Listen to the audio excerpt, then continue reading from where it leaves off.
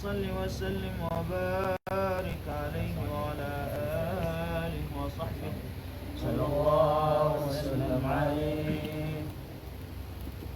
الفصل الثالث أنه صلى الله عليه وسلم نور.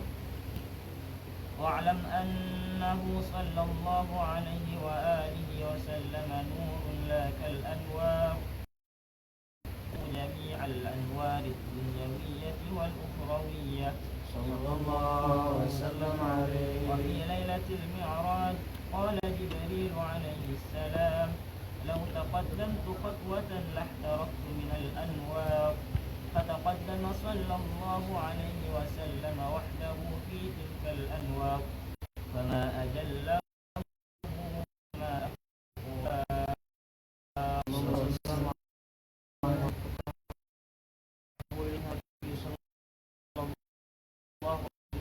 yang sama seperti cahaya-cahaya lainnya, bahkan cahaya baginda melebihi seluruh cahaya.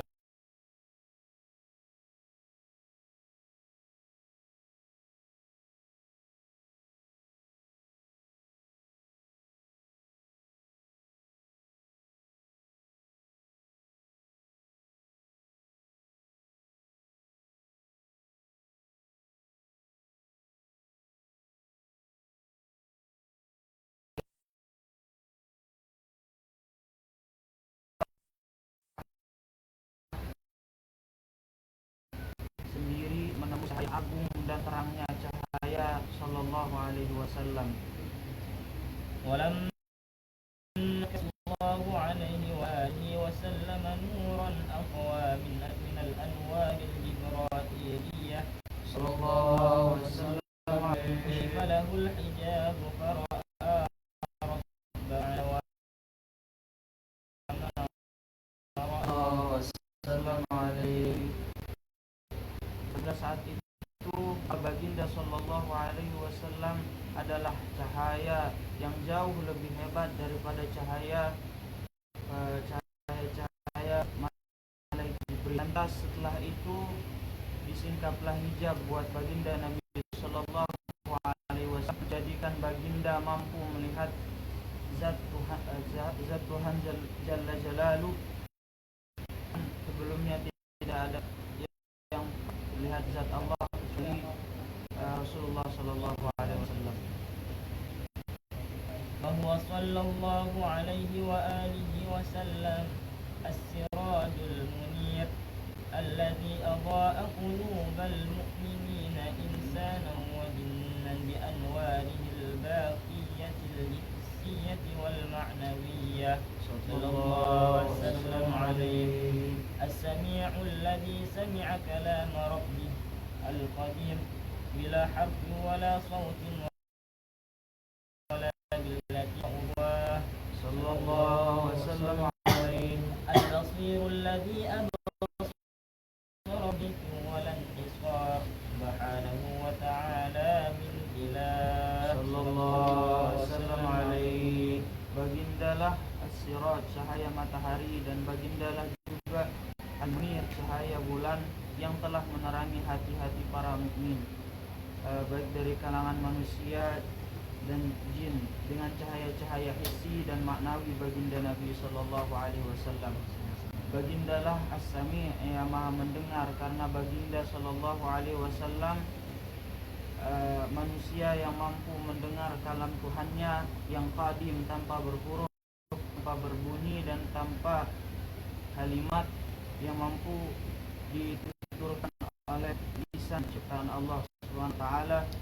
Baginda al-basir, yang maha melihat, karena bahwa satu-satunya manusia yang mampu melihat zat Tuhannya tanpa kaifiat dan tanpa sembarang had, yang sepadan. Maha suci dan tingginya Engkau ya Allah. Walau kanatil azadi hadi kanat sallallahu alaihi wa alihi wasallam 'inda tajalli nasarat kalhabati dhariyah sallallahu wasallam alaihi. Fasubhana man thabbata nabiyyahu sallallahu alaihi wa alihi wasallam wa qawwahu wa ayyadahu wa a'ta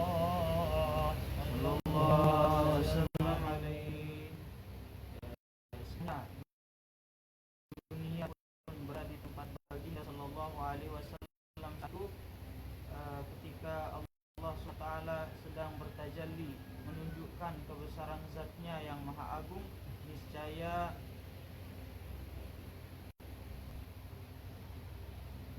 semuanya seperti debu-debu yang halus. Maha suci Allah yang telah ketaguh, dialah yang telah menguat memberikan kelebihan tersebut kepada kekasihnya Rasulullah SAW.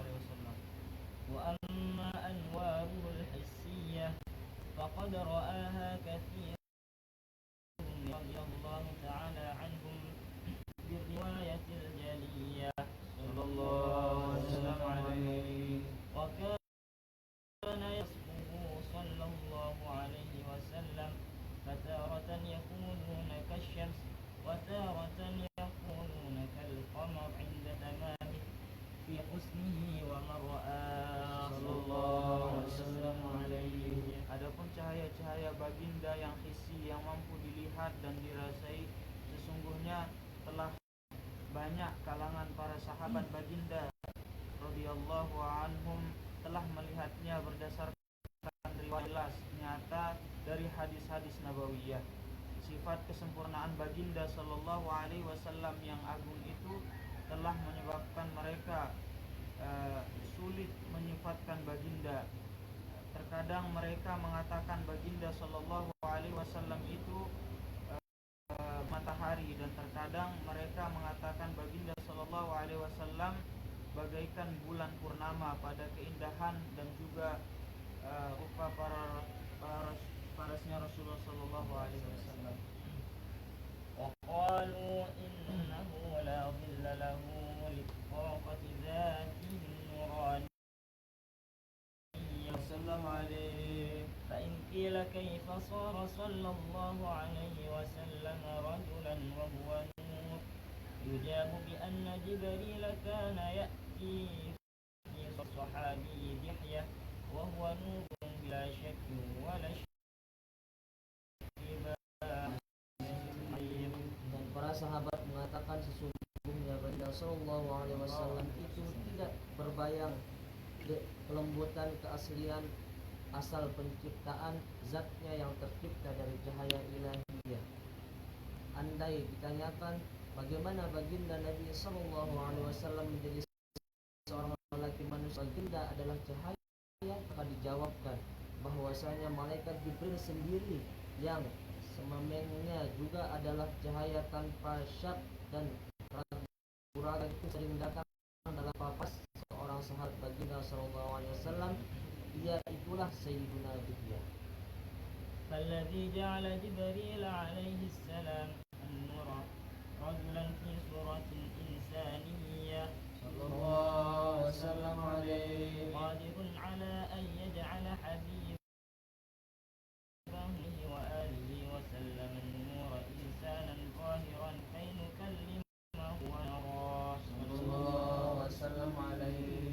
Demikianlah dia Allah yang telah menjadikan malaikat Jibril yang merupakan cahaya menyerupai seorang lelaki dalam rupa paras manusia.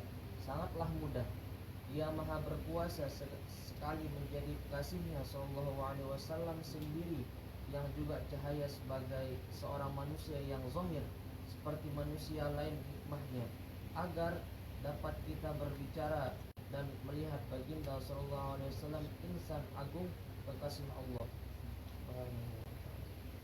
Wa kana 'arfuhu sallallahu alaihi wa alihi wa sallam kal miski thiban wa riha wa kal lu'lu'i lawna walau kana jasaduhu kal ajsad ma dharat tilqa tayyibatu zaki sallallahu alaihi wa kanu yuslihuna bi'arafihi thibahum ويتبركون به ويمسحون به على أطفالهم تبركا كما أخرج ذلك البخاري رحمه الله تعالى. قد ورد الحديث أن أم المؤمنين عائشة رضي الله عنها كانت تخيط ثوبا بليل وسقط الإبرة من يدها فلم تهتدي إليها لظلمة الليل الظلمانية فدخل النبي صلى الله عليه وسلم فأضاء المكان ورأت الإبرة فتمثلت ببيت من الشعر ثناء على رسول الله صلى الله وسلم عليه. Peluh baginda Nabi Sallallahu Alaihi Wasallam pula bagaikan kasturi pada harum mewangi baunya dan bagaikan mutiara warnanya. Jikalaulah jasad baginda Sallallahu Alaihi Wasallam itu sama sahaja seperti jasad lain, niscaya tidak akan wujudlah haruman yang suci mewangi seperti yang terdapat hanya pada baginda Rasulullah Sallallahu Alaihi Wasallam. Bahkan para sahabat sendiri menambah baikkan lagi wangian mereka dengan berkat peluh baginda, bertabaruk mengambil keberkatan dengan, serta bertabaruk menyapukan pada anak-anak mereka. Demikianlah sebagaimana telah ditakhrijkan oleh Imam Al-Bukhari rahimahullah dan meriwayatkan hadis ini setelah mendapatinya thiqah. Telah warid juga di dalam sebuah hadis bahwasanya pernah pada suatu malam Ummul Mukminin Sayyidatuna Aisyah radhiyallahu anha menjahit sehelai pakaian. Ketika itu terlepas jarum dari tangan beliau, lalu terjatuh sehingga tidak mampu lagi menemuinya disebabkan malam yang gelap gulita. Terhenti seketika khidmatnya Sayyidah. Namun saat itu baginda Nabi SAW masuk ke dalam kamarnya, lantang terang benderanglah seluruh ruang kamar, sehingga kan Sayyidatuna Aisyah terus dapat menemukan semula jarumnya tersebut. Lalu istri yang sedang riang gembira itu mengungkapkan beberapa bait syair pujian buat suaminya yang mulia Sayyidina Rasulullah SAW. فسر النبي صلى الله عليه وسلم بثنائها وقبل رأسها من أجل مدحها لذاته المكملة النورانية صلى الله وسلم عليه. أخرج هذا الحديث الحافظ السيوطي رحمه الله تعالى في الخصائص الكبرى وحسن إسناده وارتضى صلى الله وسلم عليه. Baginda Sallallahu Alaihi Wasallam turut bergembira dengan syair pujian istrinya itu, lalu baginda pun mengucap kepada beliau sebagai penghargaan bagi pujian beliau terhadap zatnya yang sempurna bercahaya diciptakan Allah. Hadis ini telah ditakhrijkan oleh Al-Hafiz Al-Imam Asy-Syuyuti rahimahullah di dalam kitabnya Al-Khasa'is Al-Kubra, yang mana telah beliau komentarkan bahwasanya hadis ini baik sanadnya dan meridhai benarnya ia daripada hadis Rasulullah SAW. فعليك يا أخانا في الله تعالى بالإكثار من الصلاة على رسول الله صلى الله عليه وسلم ولا سيما بالصلاة العظيمية صلى الله وسلم عليه تنل ما نله الواصلون من مشاهدة ذاته ومحياه صلى الله وسلم عليه. Maka hendaklah kalian wahai saudaraku yang kucintai karena Allah memperbanyak selawat kepada Rasulullah SAW, terutamanya dengan membaca selawat al-azimiyah. Niscaya kalian akan beroleh habuan yang telah dikecapi mereka yang telah sampai kepada Allah dan Rasulnya. Dia itulah bermusyahadah, menyaksikan zat keindahan Sayyidina Habibullah. وكان الصحابة رضي الله عنهم إذا ساروا في طريق مسلم صحيبهم النور يضيء لهم فإذا تفرقوا انقسم النور وصار مع كل واحد نور يوصله إلى داره المعنية صلى الله وسلم عليه. وذلك من نوره صلى الله عليه وسلم. أخرج ذلك البخاري رحمه الله وحكى sallallahu wasallam alaihi. Para sahabat radhiyallahu anhum apabila mereka berjalan di suatu lorong yang gelap, pasti akan ditemani satu cahaya yang sering menerangi jalan pulang mereka. Bahkan apabila mereka berpisah melalui jalanan masing-masing sekalipun terpecah Lihatlah juga cahaya tersebut, lalu menemani setiap seorang dari mereka, terus menerangi jalan mereka sehingga sampai rumah destinasinya para sahabat. ولا تزال رؤيته صلى الله عليه وسلم يقظة مستمرة لأصحاب الطريقة المحمدية الأحمدية صلى الله وسلم عليه، وقد رأوه يقظة كما حصل ذلك لشيخنا السيد أحمد بن إدريس رضي الله عنه وأرضاه صلى الله وسلم عليه. وقد نقل ذلك السيد السنوسي رضي الله عنه في كتبه الظاهرة الجلية صلى الله وسلم عليه، وقد حصل له ذلك أيضا، ولا يزال مستمرا ذلك الفضل لمن سلك طريقه وذكر ورده وتلاه صلى الله وسلم عليه. اللهم صل وسلم وبارك على سيدنا ومولانا محمد خير البرية وعلى آله في كل لمحة ونفس عدد ما وسعه علم الله صلى الله وسلم عليه. Itulah dia cahayanya baginda Nabi Sallallahu Alaihi Wasallam. Hadis ini telah ditakhrijkan oleh Imam Al-Bukhari rahimahullah, dan beliau sendiri pernah menceritakannya kepada umat. Masih lagi berlaku, bahkan berterusan pertemuan melihat baginda Nabi Sallallahu Alaihi Wasallam secara yaqazah, berjaga, bagi ahli-ahli thariqah Muhammadiyah Ahmadiyah, yang mana mereka telah melihat baginda Rasulullah Sallallahu Alaihi Wasallam secara yaqazah, sebagaimana yang pernah berlalu kepada guru kami As-Sayyid Al-Imam Ahmad bin Idris radhiyallahu anhu warḍah. Demikianlah yang telah dinakalkan oleh anak murid beliau As-Sayyid As-Sanusi radhiyallahu anhu dalam kitab-kitabnya yang zahir dan nyata mengenai perihal gurunya waliullah. Bahkan juga telah berlaku kepada beliau sendiri secara pribadinya. Jelaslah betapa ianya masih berterusan berlaku dengan karunia Allah kepada sesiapa sahaja yang menelusuri jalanan beliau dan terus melazimi mengamalkan aurat Ahmadiyah penuh berkah. Ya Allah, limpahkanlah rahmat dan salam sejahtera dan keberkatan darimu ke atas junjungan kami Nabi Muhammad SAW yang merupakan sebaik-baik makhluk, dan juga ke atas para ahlul bait baginda pada setiap kerdipun mata dan juga helaan napas sebanyak mana luasnya ilmumu ya Allah. Sallallahu wasallam alaihi. Allahumma salli wa sallim wa barik alaihi wa ala alihi wa sahbihi. Sallallahu wasallam alaihi. Allahu Allahu Allahu Allah Allahu Allah Habibi Rasulullah.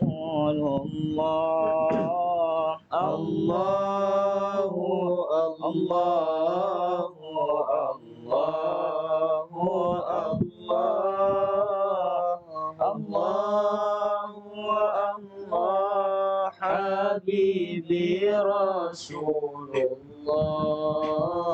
Ya ma'adin al-anwar, ya manba' al-asrar, ya khirat al-akhyar, ya khaira khalqillah, ya akhal al-aynain, ya sayyid al-kawnain, ya ثاني الاثنين يا خير خلق الله. الله الله الله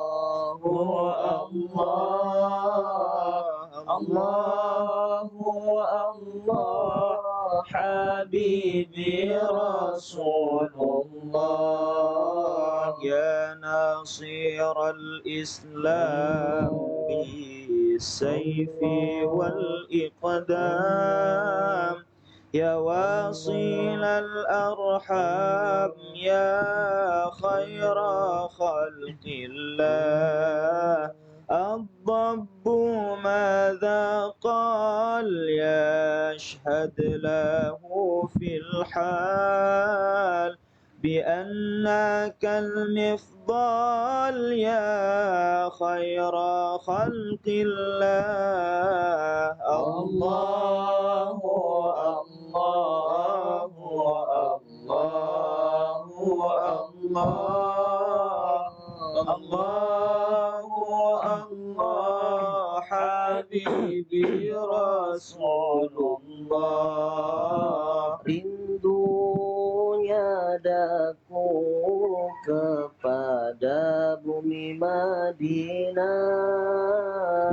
takkan terubat walau sudah ziarah, sekalipun menangis berair mata darah, hati kan tetap rindukan Rasulullah. Allahu Allahu Allahu Allahu Allah Habibi Rasulullah. في كفك الغالي تسبح العالي حسباء بمقالي يا خير خلق الله غزالات الوادي نادت على الهادي اضمن لي صيادي يا خير خلق الله الله الله الله الله الله حبيبي رسول الله. باللمس بالكف والريق كم يشفي يا كامل الوصف يا خير خلق الله. جاءت لك الأشجار تمشي بلا استقرار تسترك مثل الدار يا خير خلق الله. الله الله الله الله الله حبيبي رسول الله. والجيش يلقى الماء من كفك السحاء تفوض للأنواع يا خير خلق الله. أتيت بالقرآن ذي الحكم والإتقان نورت للأكوان يا خير خلق الله. الله الله الله الله الله حبيبي رسول الله. يا وجهك الوضاء يضيء للظلماء كالشمس في الأحياء يا خير خلق الله. يا صديق الأقوال يا طيب الأفعال يا صفوة المتعال يا خير خلق الله. الله الله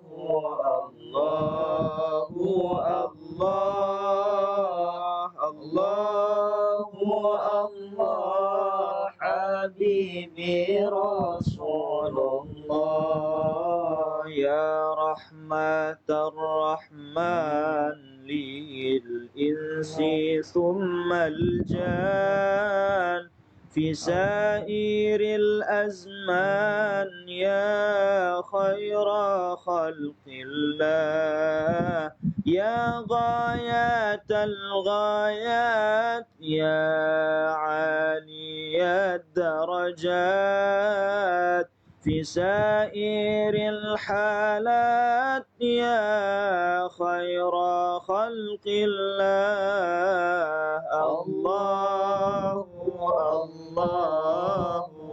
الله الله الله الله حبيبي رسول الله يا صادق الوعد جاءوك من بعدي من مصر والهند يا خير خلق الله ما الجعفر ناداك يا ربنا الرحمن بدينه يلقى في خير حزب الله الله الله الله الله الله حبيبي رسول الله ما شيخنا ناداك يا ربنا رحمن بدينه يلقاك في خير حزب الله واختم لنا بالدين في ساعة اليقين نفوز يوم الدين نلقى رسول الله الله الله الله الله الله الله حبيبي رسول الله جزا الله عنا سيدنا محمدا سيدنا محمدا ما هو أهله جزا الله عنا سيدنا محمدا سيدنا محمدا ما هو أهله